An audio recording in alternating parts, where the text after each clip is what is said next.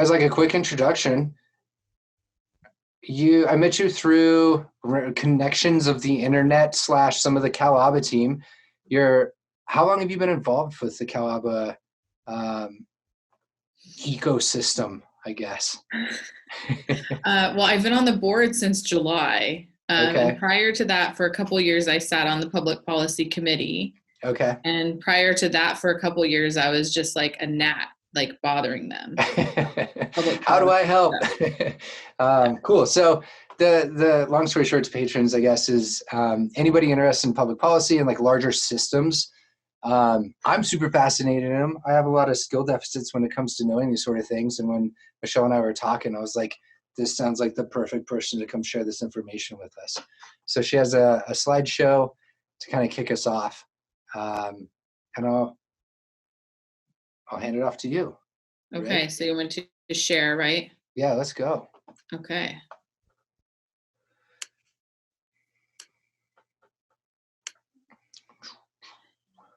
So I know that some of you said you don't have you're not watching the show, but just it's a lot of really cool pictures, so that you're missing out on cool pictures, but it's not a lot of written content.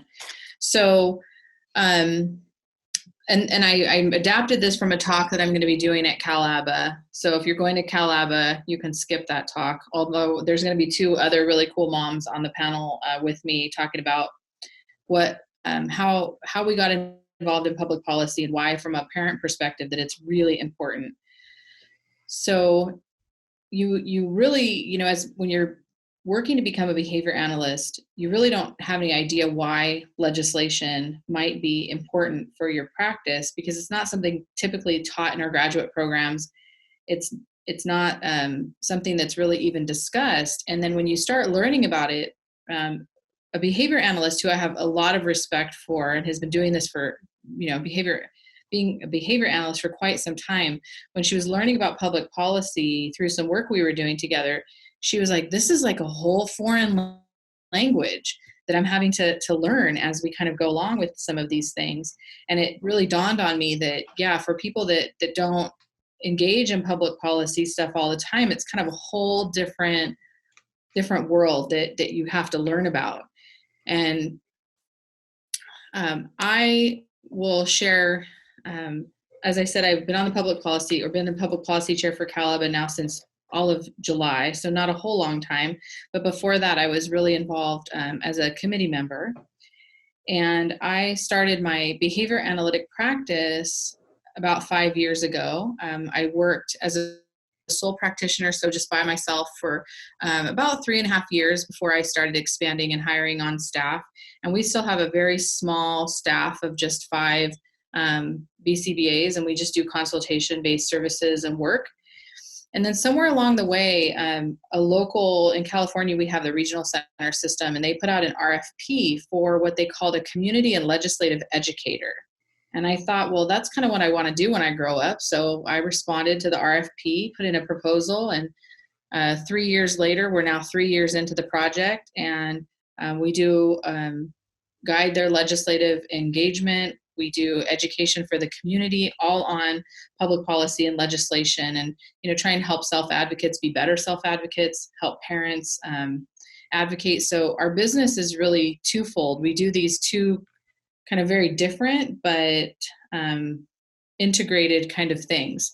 So in my day, I'll go from helping a student in a school through the behavior service arm to hosting a town hall where we're inviting local legislators to come out and learn about the disability community, all in the same day. So that's pretty interesting.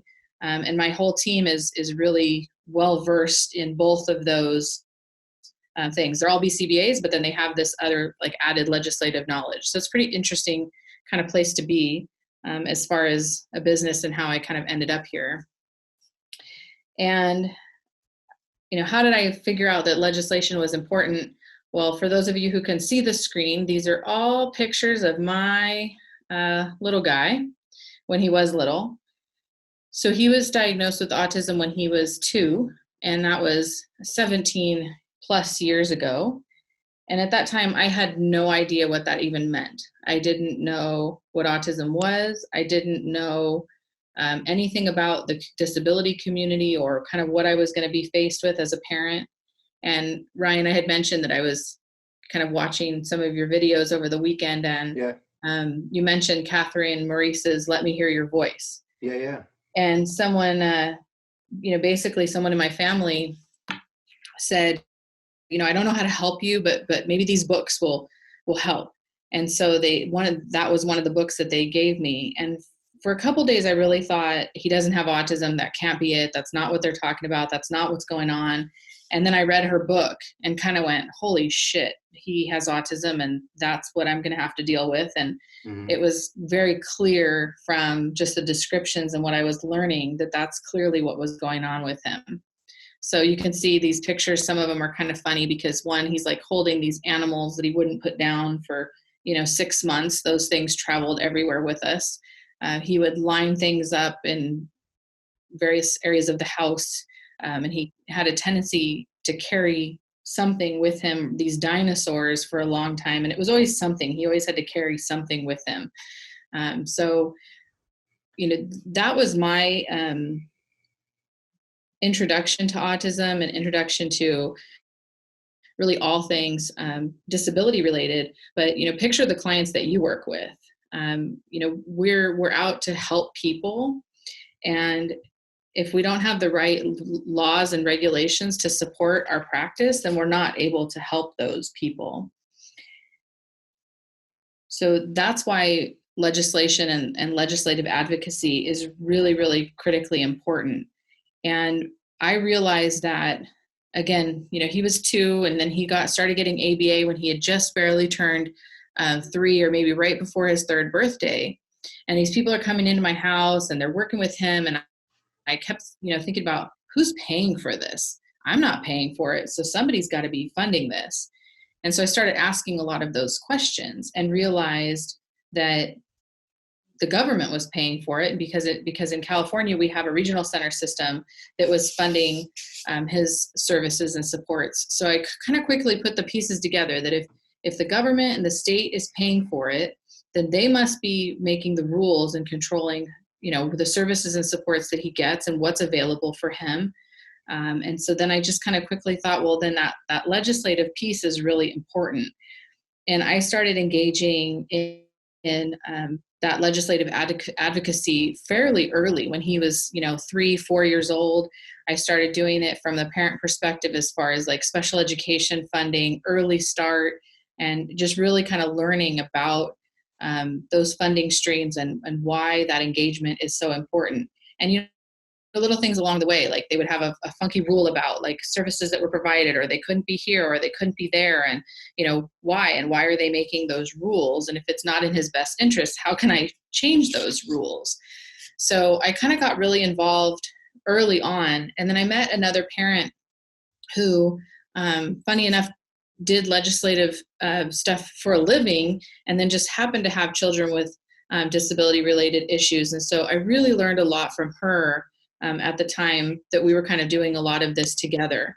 And fast forward like 15 years, we're still doing things together. And I'm headed up to Sacramento tomorrow. And she texted me this morning and said, I'll see you at the airport in the morning. We happen to be going up there for 2 very different reasons, but on the same day. So still very involved with some of those first early parents that I met during that time. So how is that important to behavior analysts? Well, as a behavior analyst, we have some rights. And I don't know if is everybody on mute, or can you give me some things that you think are your rights as far as being a behavior analyst?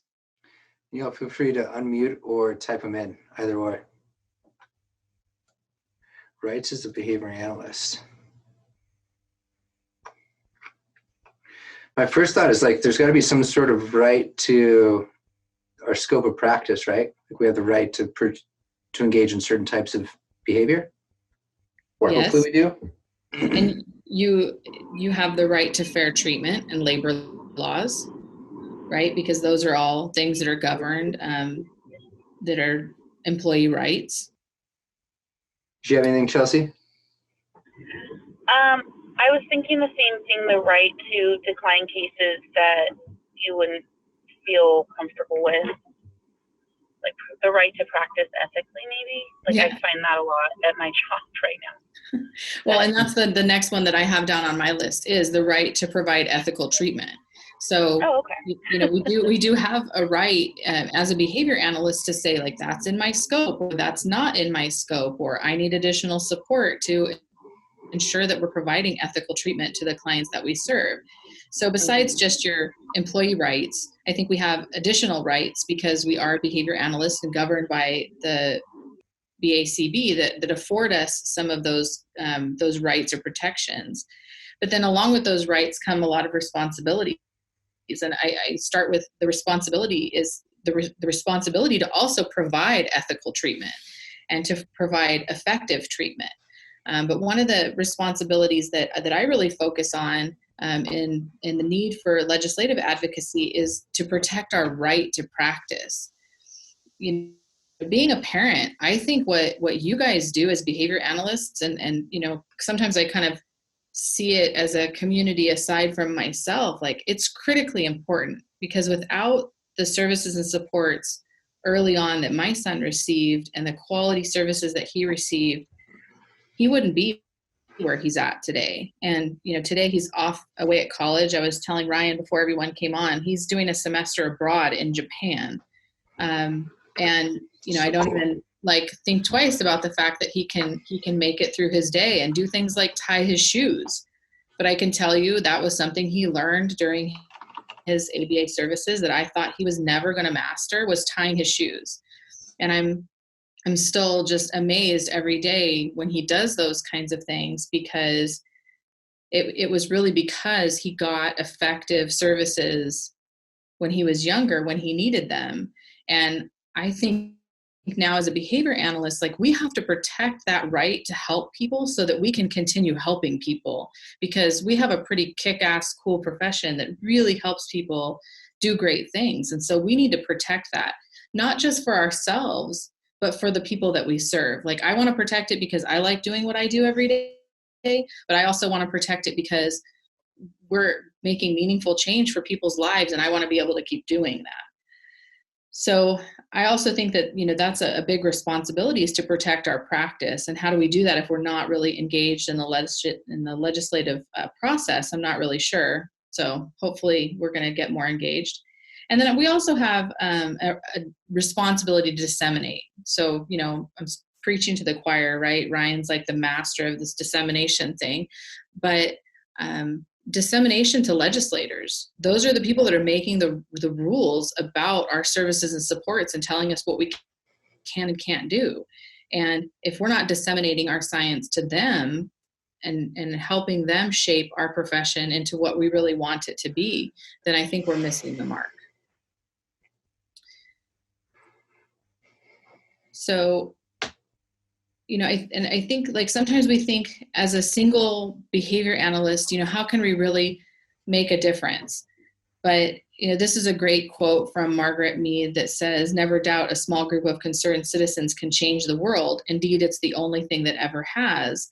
And, we need to band together, and we need to protect our right to practice, ensure that we're providing effective treatment for the clients that we serve. And if we don't do that, then, who is? So whether that's just you by yourself, or, when we talk, I was listening to where people were from, we all have state associations, and getting involved with your state association and starting there and starting with their public policy, chair or committee, and really banding together and advocating, I think is critically important. I think that's how we're going to really make the changes that we need to see. So now I'm going to give you some of the kind of nitty gritty, just information. So federal laws impact our practice. They impact our behavior analysis as a whole. We have things like IDEA that IDEA at the federal level that we interact with. There's also the Center for Medicaid and Medicare Services, or CMS, which is a federal regulatory body that a lot of the regulations that cover Medicaid services, or in California we have Medi-Cal, that comes from CMS. So again, they're creating regulations that impact our practice. And then I think we're all really familiar with HIPAA That's a federal law that impacts our practice. So don't share that patient information. And then there's also something called the Mental Health Parity and Addiction Equity Act. And I'm going to go to the next slide because that's a long acronym. So for those of you who can see the slides, it's a federal law that generally prevents group plans and health insurance from imposing less favorable benefit limitations on mental health supports as they do for other medical issues. So it's a very kind of complex law, but it basically states that we need to have that parity. There needs to be equal access to help, not depend on if it's a medical issue or a mental health issue. The crappy thing about MAPIA, however you want to say that acronym, people say it and I can't even attempt it. It doesn't apply to all health plans, including small group plans. So even some large insurers aren't subject to this law, but it's important to know that. So for example, a lot of people provide services through TRICARE, and TRICARE is the large government, is everybody familiar with that insurance? It's government insurance for military. That's what I have, so I'm familiar with it. And TRICARE is not subject to this law. So, don't know why, but they're not. Maybe that would be regulated in the future so that they would be, but probably not likely because it's a government plan. And yeah, somebody's saying they came out with an important report relevant to our field. And yes, I think for me, that report, I need to leave it to the experts to respond to from our field. But they are looking at what they're spending on behavior analytic services and really trying to evaluate the benefit there. And it wasn't favorable, so that's yeah. So, one thing Ryan and I talked about too is that I don't really pay too much attention to federal politics. And the reason is because it really doesn't impact my daily life. But what does is state issues. And the federal legislation really trickles down to your state. So if something's passed at the federal level, it's going to trickle down to your state. And most states are going to decide, and they're going to interpret the regulation or the law, and they're going to decide how to implement that. And interesting, in California, we tend to be a little bit of our own little island, although we're not an island, and how we decide to implement things. So sometimes we say, yeah, that sounds good. And other times we say, no, that we're not going to do that. Or we're going to do the minimum and then do more. So yeah, the small country of California, that's us. We just kind of decide how we're going to do things. And a lot of times it's that the federal government says you have to do this minimum, and California says, well, that's great, but we're going to go ahead and do more. And there's a federal legislative regulation that came down a few years ago that it's really been interesting to see it through time. So it came down through the Obama administration, and then California went ahead to start to implement it. And then the Trump administration delayed that implementation date. So California did delay their implementation date, but some part of me thinks that the feds might say, oh, just forget about, don't do that. And California might say, no, we're going to go ahead and do that anyway, because it's in the best interest of the people of California.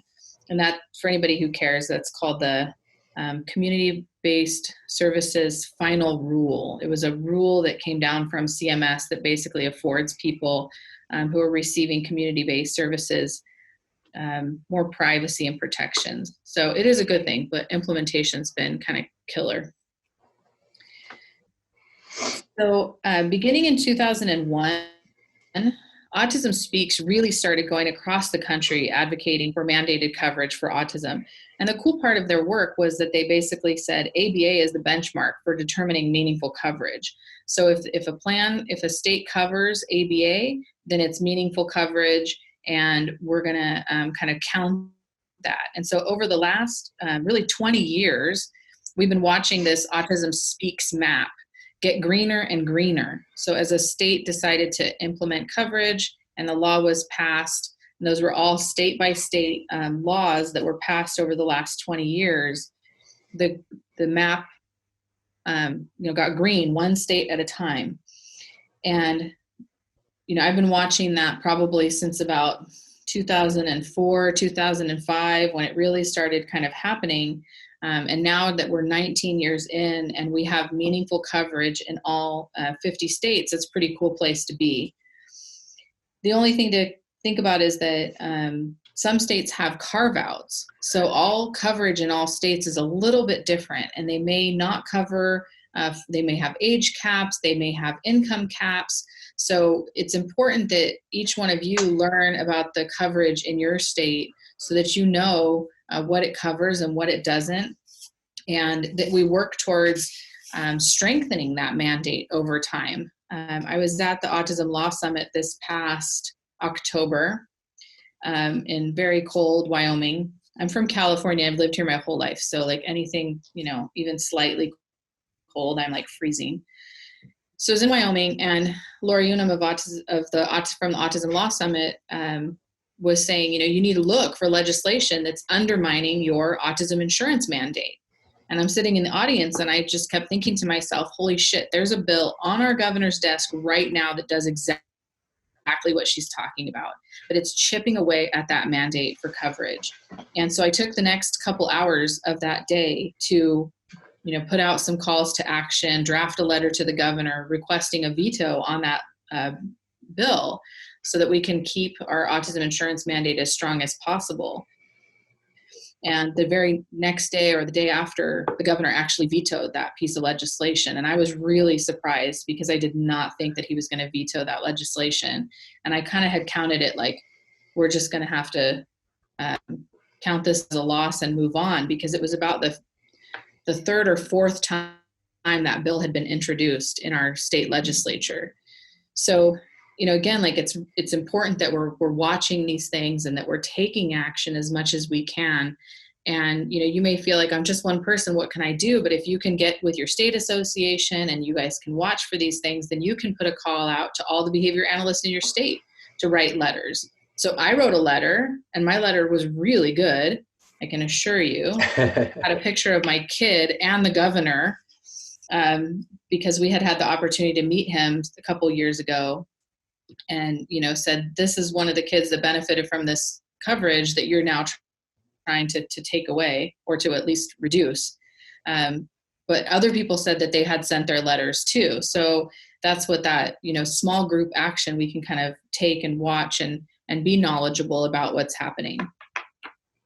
So as we're I'm California centric, and we're going to talk a little bit about California, but I'm going to try to tell you how it might be different in your state. So in California, don't you love that picture? It's like our capital. You've got palm trees. It's so pretty. It looks warm. So pre-2012, we have regional centers here in California that provided a lot of behavioral services. Now, not all regional centers across the state did it the same way, but I'm really lucky that I'm in a regional center that did provide really great behavior analytic services through that regional center system. So that was pre-2012. In 2012, the autism insurance mandate was passed here in California, and then we all kind of moved over to private insurance. And that was a big shift for a lot of us, especially providers who are really focused and used to kind of having one funding source, went to having a dozen different funding sources and all the different insurance companies.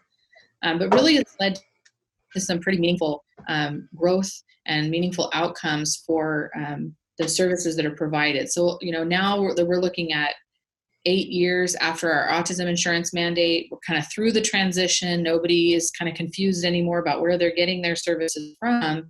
And we're seeing services be really strengthened in the way that they're being provided now. So I think we're at a much better place in 2020 than we were during that kind of scary transition period. And then a couple years after the autism insurance mandate, Medi-Cal decided to cover that. And that was something that came from the federal government. They said that Medicaid needs to cover ABA, and so it trickled down to the states. It took the states some time to implement, and I just was reading on Facebook that another state is still struggling with implementation, even after it's been 6 years that they should be implementing that. and they're still kind of struggling.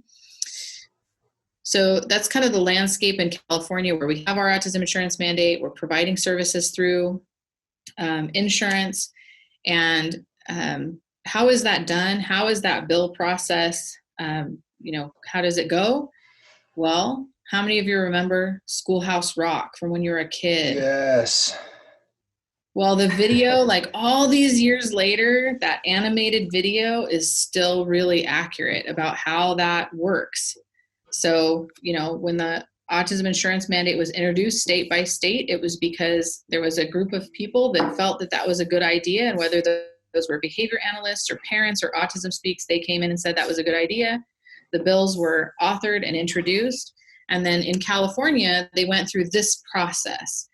This process is similar in many states, although there are some differences state by state. And like Ryan, who lives in Nevada, you don't have a full-time legislature. Your legislature only meets for, I think, like something crazy like 180 days every other year. So some states like California have a full-time legislature. They meet every year. And then some states have a part-time legislature, or it's just very different in every state. So I'd encourage you to find out, how your state legislature is set up. They're almost all bicameral, meaning there's two houses. You have a House of Representatives and an Assembly, or a Senate and an Assembly. And then in some states, it may be a little bit different. The numbers of people you have. So in California, we have a 40-member Senate and an 80-member Assembly. So we have 120 legislators in our state. And we have a 2-year legislative process where bills are introduced, and they have 2 years to go through that entire process. And some of you may already be semi-familiar with this process because 30 states in the United States have passed licensure laws. And so you've probably seen how bills kind of go through that process. But if you don't know how that works in your state, I would encourage you to find out. Well, how are you going to find out? In California, this is the website to go to find out. It's this long leginfo.legislature.ca.gov. And if you want to find the website in your state, I did some searching over the weekend to see if this would work. And if you just put in this name of your state and legislative information, you're going to come up with a similar website for your state to start to look at that and learn. So on this website, you can see the top bar here. It gives like bill information, California law. So if you're looking for information on a particular bill that's going through the process, you just click on that bill information, you put in the information, and you can read all about it. So if I'm doing California only talks, I'll often have people actually go through that process so that they can learn. But you can find that for your state and do that on your own, and just start to even just read some legislation that is relevant to behavior analysis, because it's like a whole different language to understand it. It can be very complex, very difficult to understand if you're just reading for the first time. Sometimes I have to print bills and read them several times to really figure out what exactly they're doing. You have to go to current law, see how they're changing the law to really, find those things that may be really problematic. Like the bill that we needed the governor to veto recently. I mean, that was like a deep dive in trying to figure out what they were trying to do with that legislation. But I knew it was bad because it was sponsored by the Floor Time Coalition of California. So, they're sometimes up to no good. And when it impacts what we do, I find it to be very problematic. So someone says, yeah, Illinois' bill is going through it right now, and the vote is going to happen in the next week or so. And that's what happens. It's rescheduled last minute. So, there can be a lot of things that happen in that legislative process that might hold up a bill. There's lots of ways that bills go to die. Either an author can pull support for a bill and decide to stop moving it through the process, or it can die in committee where it gets presented to a committee and they don't vote to pass it through, and so it dies. And I think it was Indiana recently that they wouldn't even hear the bill. So the bill was authored and it was going to be presented at committee, and the committee wouldn't even hear the bill. And so it just died in the process pretty early on, which is pretty sad. So, again, things happen a little bit differently in every state, but they kind of all follow this process. I think it's critically important that if you're going to engage in legislative activities, and even, even if you're not, you're still going to vote for these people. So you should really go in and find out who your representatives are. In California, we moved our primary to the Super Tuesday, March 3rd. So we're all voting now. I actually filled out my ballot over the weekend. In California, you can go to this site, findyourrep.legislature.ca.gov, and you can input your address, and it will pop up with your local representatives in the Senate and the Assembly, the people who represent you and the people who you vote for, or you don't vote for them, you vote for their opponent, possibly. And I think it's important to know who those people are in your community, because they're the ones that are, involved in making the rules and regulations. And like if the Illinois bill is going through right now, do you know who the author is? Do you know your local representatives and how they're going to vote? Are they supportive or not supportive? So that would be, really important for people to find out, especially when they have really important bills like licensure bills going through that process. So I've done this a little bit. So I just think some funny pictures here because those are all my son. And it's with the same state legislator. But if you notice, my son gets much taller than the legislator over time. So this was assembly member from my town, and then he actually ran for the Senate and moved over to a seemingly higher office. And he's known my son for many years and understands our issues pretty much because we've met with him over and over and over. And these relationships can be like critical and invaluable when it comes to their support.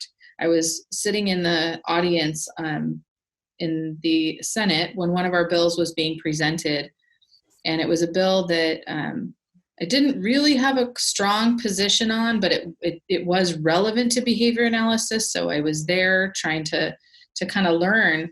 And he was actually on the committee. Senator Wilk was sitting on the committee. And so he saw that I was there, and he came over to me and he said, well, how should I vote? Because I know you're much more knowledgeable on all of these issues than I am. And you're here obviously because you care. So how should I vote? And I said, well, Senator, I don't really have a strong position one way or the other. And he said, okay, then I'm just not going to vote. And so he took a no vote recorded, which means he went to the bathroom or something during the vote.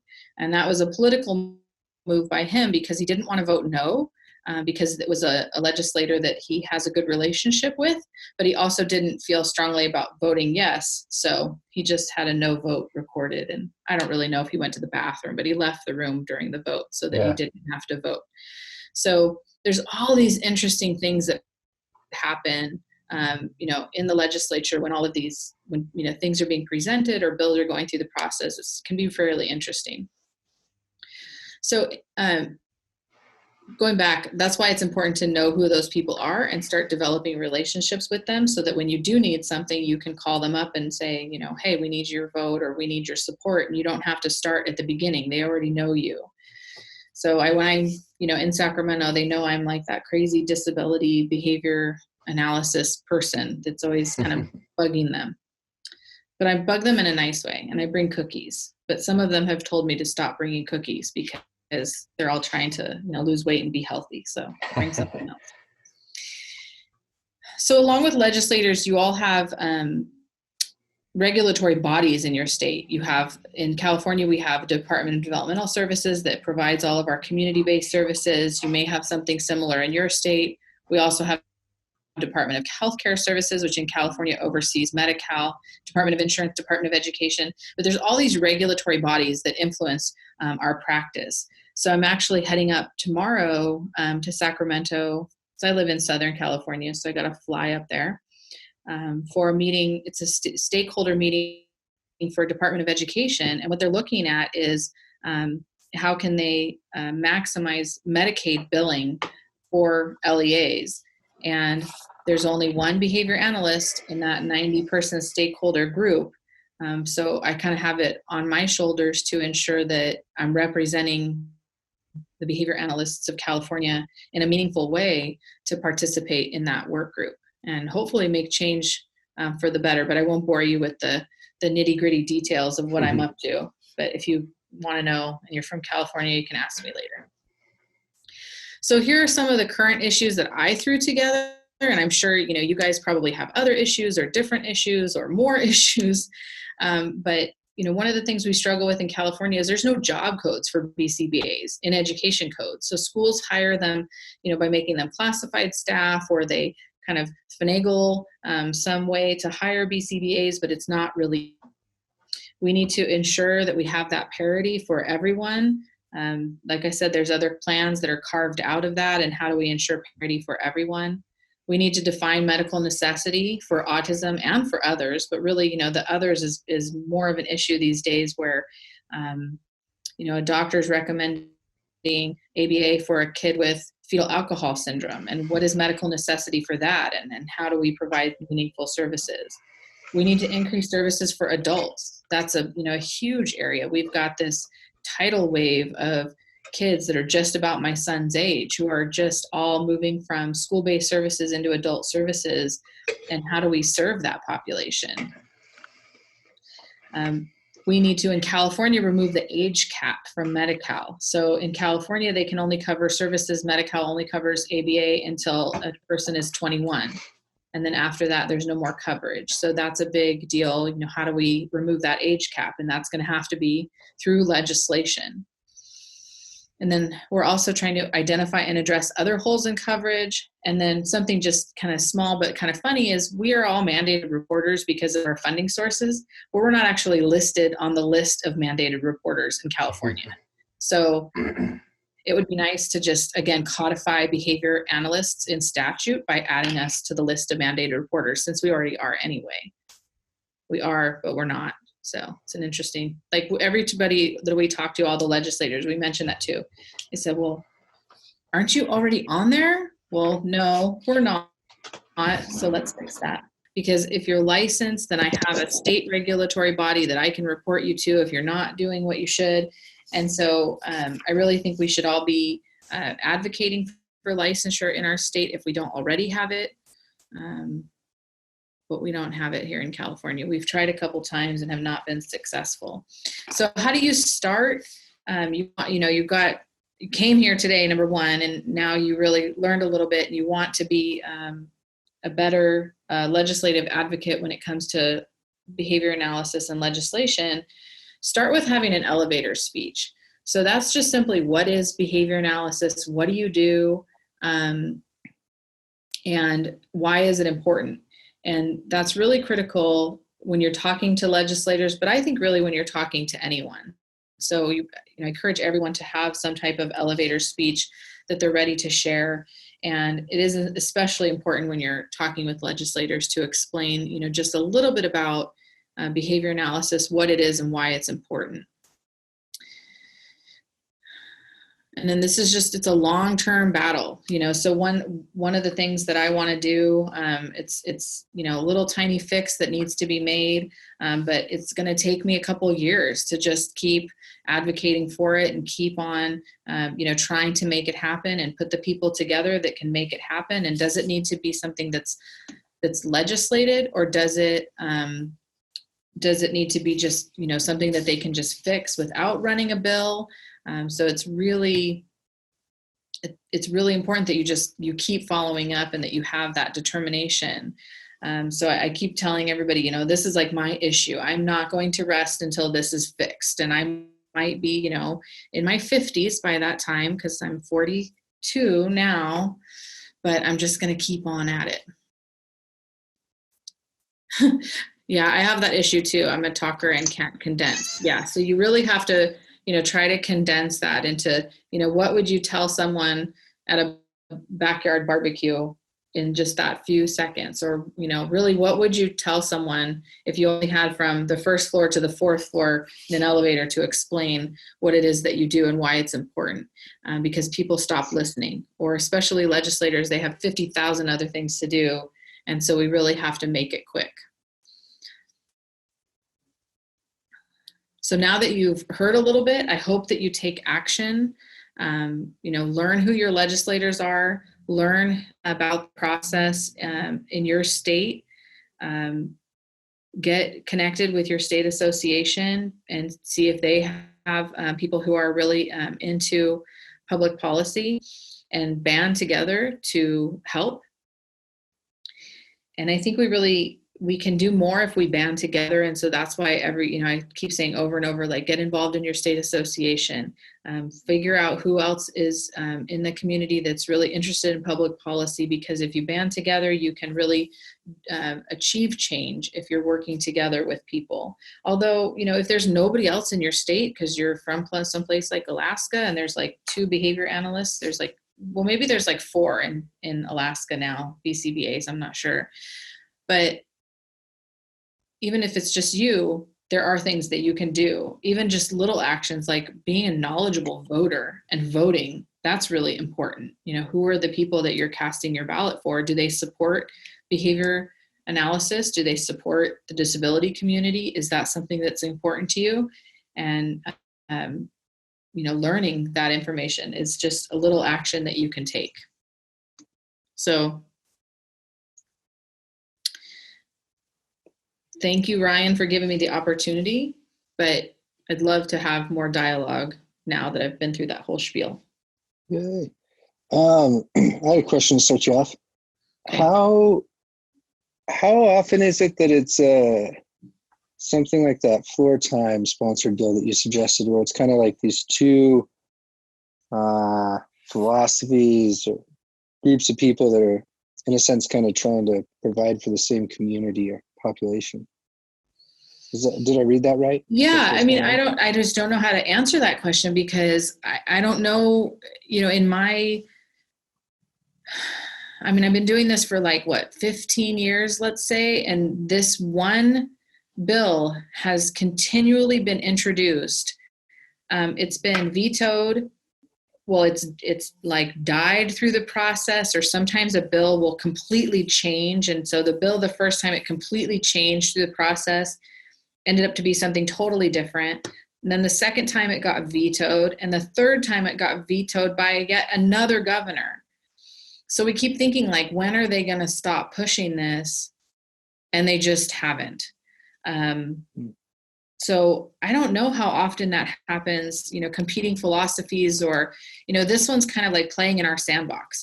They want to change our requirements. They want to lower our requirements so that they fit in, they can be funded through health insurance.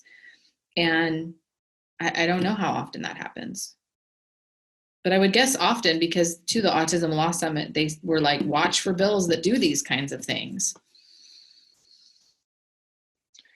Yeah, it's it seems like that's something we're gonna have to always watch for as a community.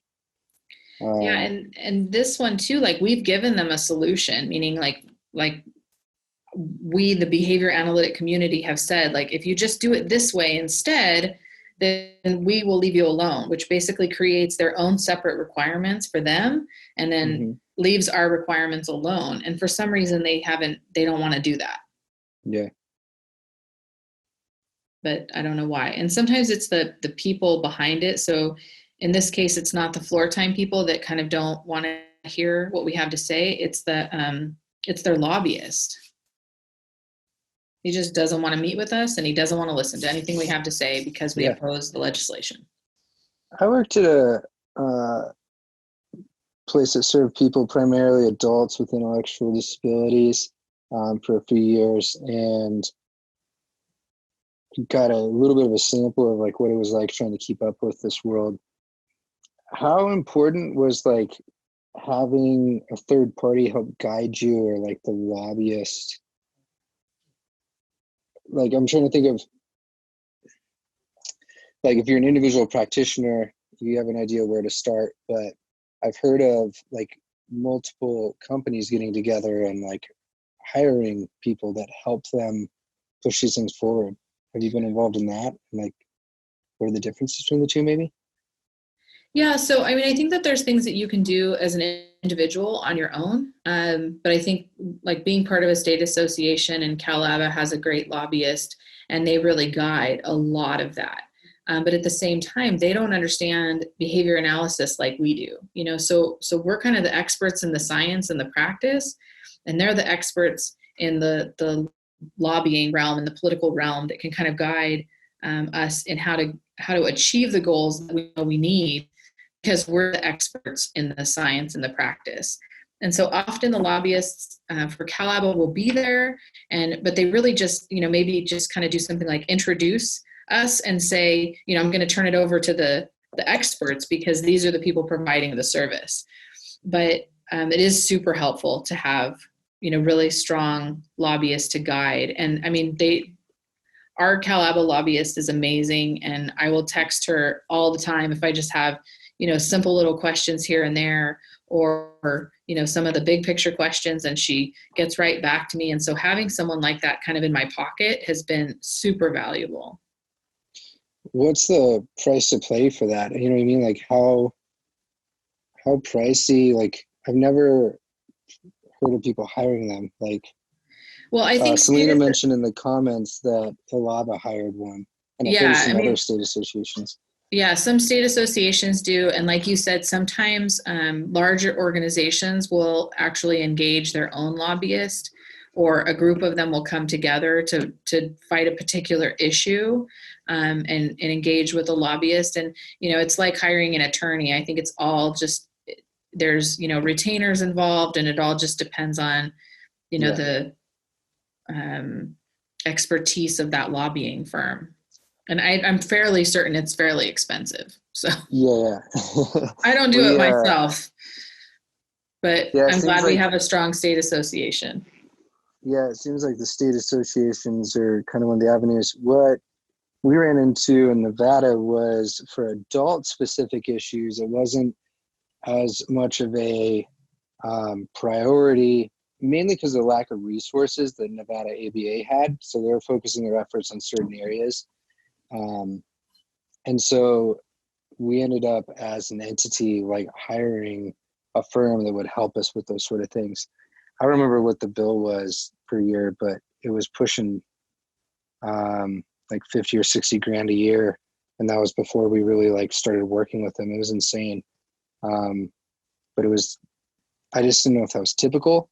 We were able to push and slowly get the increases in our rates that we were looking for, and a couple other things changed, but it was like 2 years, and that was just the direct costs on the bottom line or on the line, but not the time that we all spent with them or doing things that need to get done.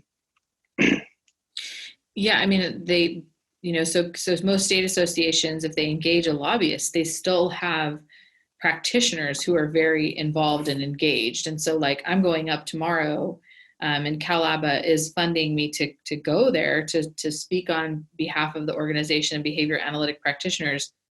But that's like a 12-hour day for me that I'm then not billing like in my regular job. Yeah. So it's, you know, it's a lot of time. I have a question. I have to go soon. But is there a way to encourage families to get involved without crossing over, like if they're not already asking, without crossing over, like try not to get political or talk about their political beliefs and things like that? Because if we're voting for people who support things, well, so, they might not support everything. Yeah, so that's a great question. I mean, I don't ever tell anyone who to vote for. And legislative advocacy and politics, two totally different things. So just the resources you gave us today, or what we could give to parents. Or you could just do things like, you know, I think one of the most effective things is when there's something like the insurance company gives you 4 hours to do an assessment. That's the insurance company that's doing that. And then is there a regulation or a law behind that as to why they're doing that? And so, teaching parents through that parent education, that it's not just me as a practitioner deciding to do an assessment in 4 hours. It's the insurance company that's only giving us 4 hours. And then is there a regulation or law that's mandating that, so that they start to understand that it's not you as a practitioner, it's not your agency, it's the legislature that's making those decisions. And I think sometimes that is the best education that we can give, to say that's why it's important that parents advocate for the most effective services or best practices or better treatment. And whether that's advocating with their insurance company or with the state legislature, I think, that's how I, as a parent, really got it. Like, don't be mad at total sense. The person coming over to my house. They're not the ones making the decision, but figure out who that person is and then take your battle there. Awesome. Okay. So I think, it's not telling people who to vote for. It's informing them of the importance of legislative advocacy for their child. Like, they're going to have to do it, for the next however many years. And they better just start getting good at it now, so that they can really start to understand the process and just be good advocates for their children, period. Awesome. Okay. I like that framing. I couldn't figure out how to wrap my head around helping parents learn how without not doing the wrong thing. Telling people who to vote for. Yeah. Don't want to do that. That's something that comes up with my work all the time, is I have to tell people, like, legislative advocacy is not politics. It's not the thing that you don't talk about at Thanksgiving. This is about how to get my needs met, whether that's, through passing legislation or, reform of some kind, or just simply asking for what you need. Awesome. Okay, I have to get going, guys. Thank you so much for this. I'll see you at Calaba. Yeah, look for me and say hello. I will. Okay, bye. Bye. Sweet. Anybody else have questions? Selena turned on her camera like she has a burning question. I do, yes. I do have a question in regards to the state involvement. So you were speaking on that, and so it's kind of just an open dialogue question. I don't know if anybody would have an exact answer on this, but how do you think we can get more local involvement? Whose responsibility do you think this falls upon for students to become more aware of these organizations, of their state and local organizations? Would you say that falls on the graduate school to help funnel that, ABAI, the BACB, the supervisors? How do we help funnel this down? Because, I'm just speaking of myself. When I was in graduate school, my supervisor, I didn't know about the local chapters as much as I do now. How do we help this? Well, my answer is everyone. I think it's everyone's responsibility. So, that whole, when you know more, you do better, or whatever that Maya Angelou kind of quote is now So now, it's part of your responsibility to then disseminate to others and to be part of that, movement of solution. Yes, we could say, well, it's just my state association. It's their job to do it, but they're all volunteers too. And they're not going to do it if they don't know and have this, expertise as well. So if we just sit around and wait for other people to do it, it's never going to happen. So I think it's incumbent on anyone, who has a platform to, share that. And that's what I kind of told Ryan, like, you've got this great platform. Like, I want to talk about public policy and the importance of legislative advocacy, because that's my thing.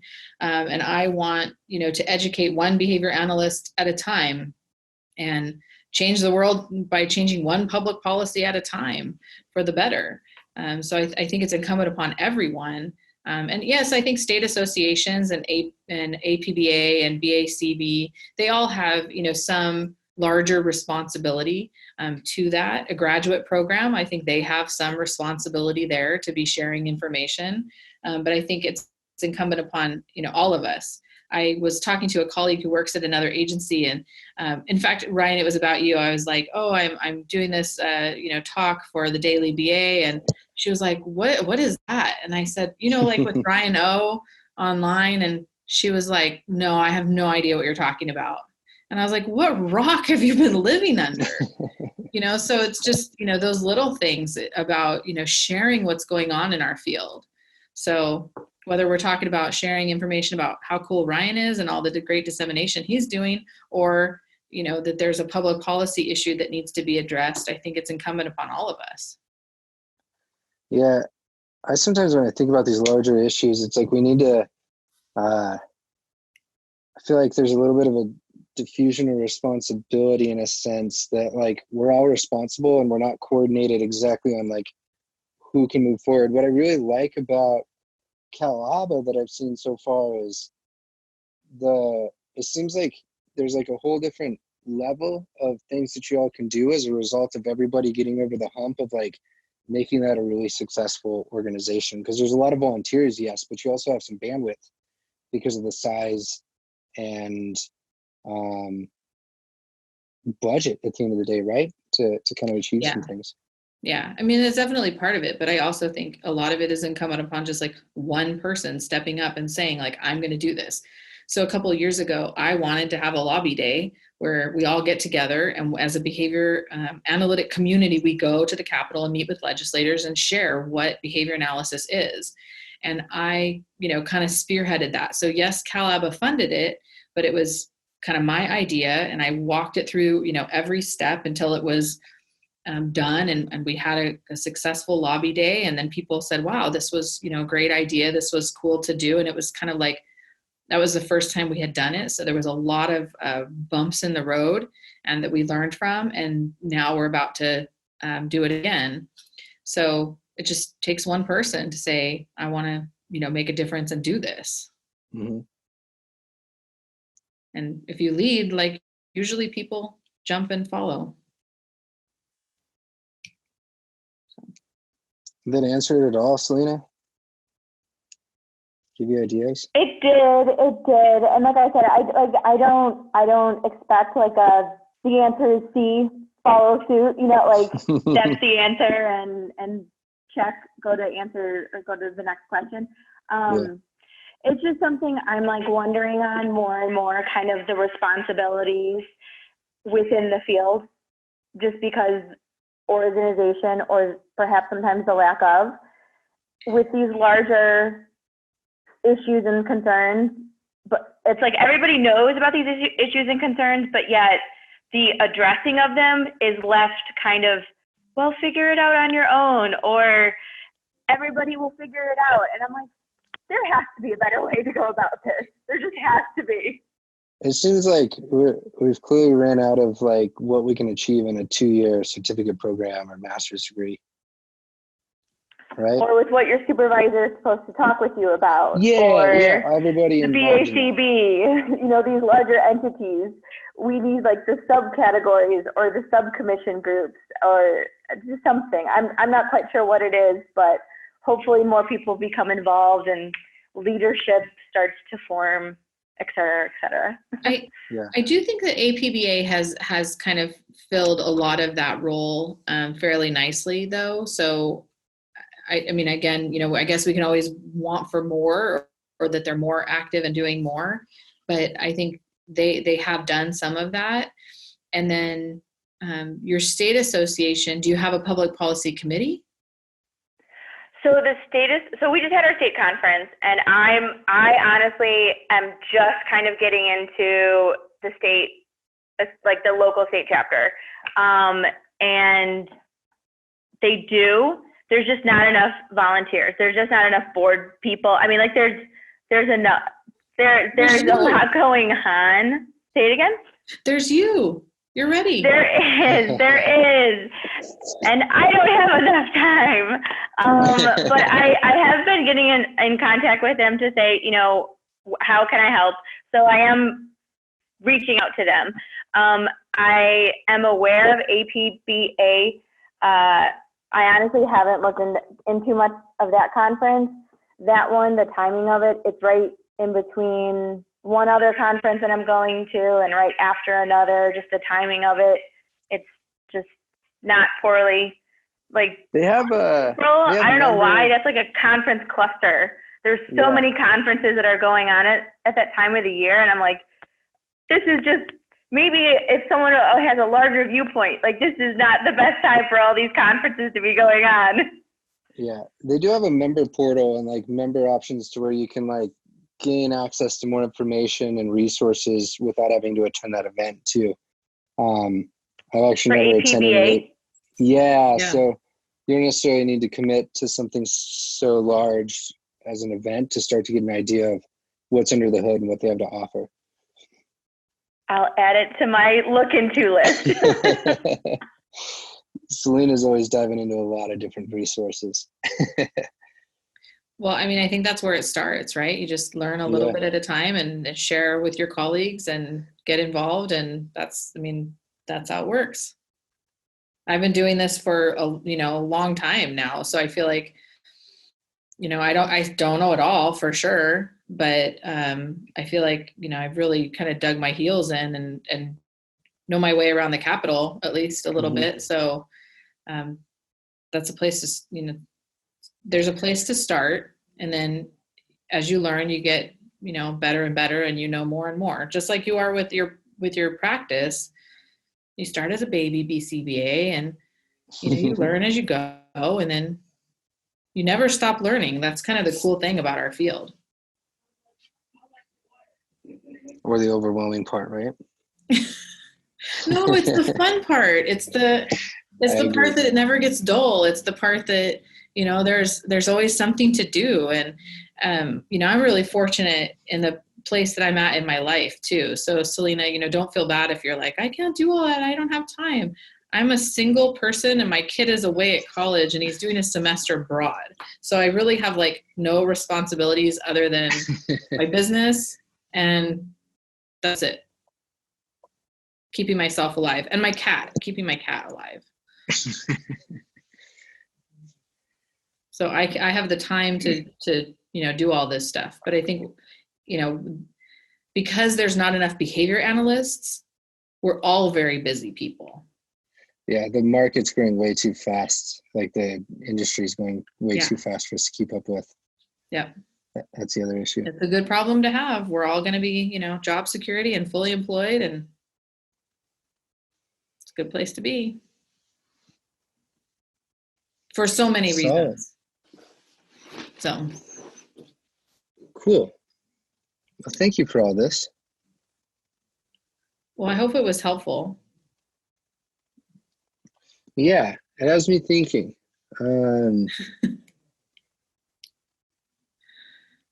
It seems like something that might be useful too for the field is some of these state chapters like benefiting from what others have figured out and learned already, Yeah, so on my to-do list, and I'm not quite sure like how or if I should do this, is to just create a Facebook group for behavior analysts in public policy.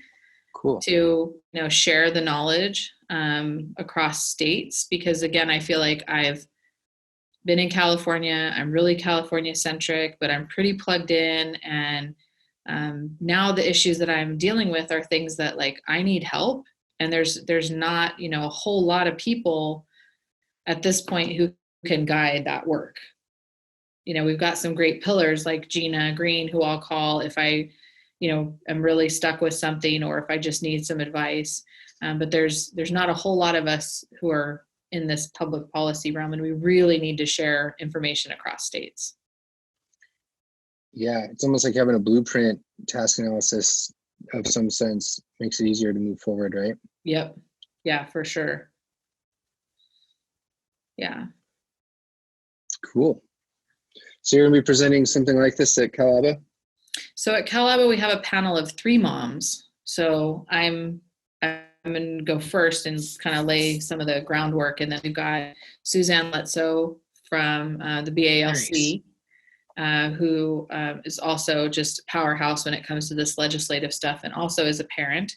And then we have Feda, who's Feda is a parent from California and just a really dynamic speaker. I mean, talk about someone who just like dug her teeth into behavior analysis and got so involved, all because she's advocating for her son. is, pretty amazing. So the three of us are going to do this panel at CalABA and at BALC. Cool. Sweet. Yeah. Only unfortunate part, Ryan, is that at CalABA, well, no, I have a panel that's at the same time as the bar talk. Nice. Okay. That's the one we're doing. But it's not this one. It's the other one I'm doing. So you don't have to choose this one over the bar talk because they're not at the same time. Nice. Yeah. Behaviorists at the bar. That'll be fun. We actually need to circle around on that. That's next week. Wow. I'm going to send an email tonight about let's get our stuff together on that one. It's really fine. You've got a powerhouse group of people that can just sit up there and talk about it off the top of their head. So yeah, no, the problem I think was that we all like to talk about stuff. So we had to narrow it down on what are we trying to specifically say here? Yeah. I think that's what our original email was about, is we can't just go all off the cuff for us. We're going to go in these different areas. Yeah, that's probably true. Cool. I'm excited for it.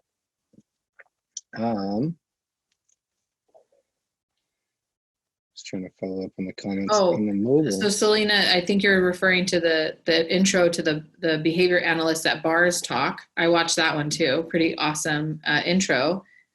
I hear they're going to film that talk because I cannot go.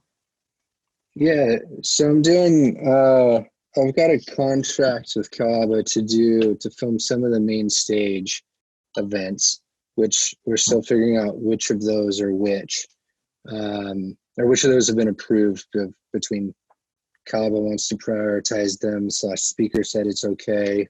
There's things like that. So I know ours is on the docket, which would be interesting, and that they're going to make them available for people afterwards. I don't know if it's a member benefit or if it starts as a member benefit and then it opens up. That's not up to me.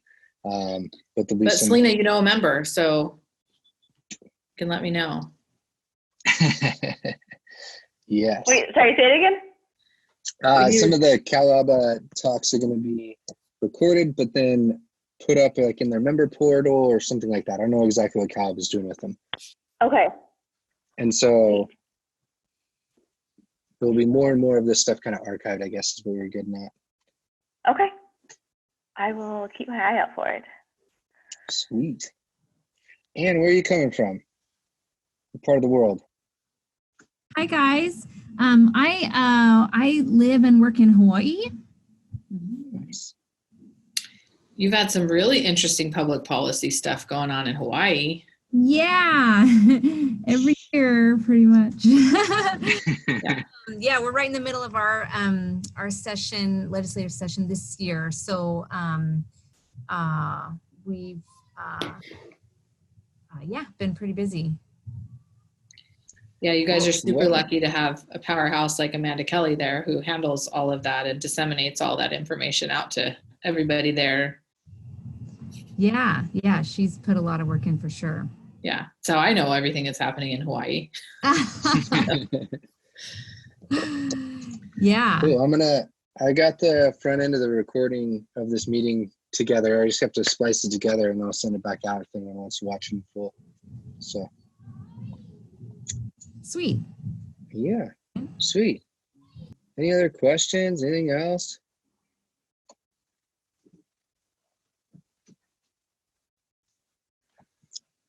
Anything else, Selena?